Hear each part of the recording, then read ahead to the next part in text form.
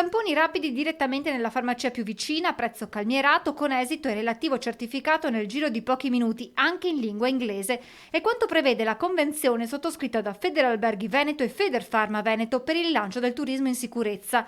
L'accordo infatti è rivolto agli ospiti italiani o stranieri delle strutture ricettive. Il progetto prevede poi una tariffa scontata per la fornitura di kit alle imprese alberghiere e per l'esecuzione dei tamponi al personale. Intanto, nonostante la situazione epidemiologica in Veneto sia in costante miglioramento, i cittadini continuano a rivolgersi proprio alle farmacie per eseguire i test rapidi in vista magari di una vacanza. Abbiamo ancora tanta richiesta di tamponi fatti ed eseguiti in farmacia e questo è positivo perché ovviamente noi siamo obbligati poi a inserire i dati in piattaforma sia nel caso di una positività sia nel caso di una negatività in modo tale da dare anche contezza alle regioni dei veri numeri di persone che vengono testate.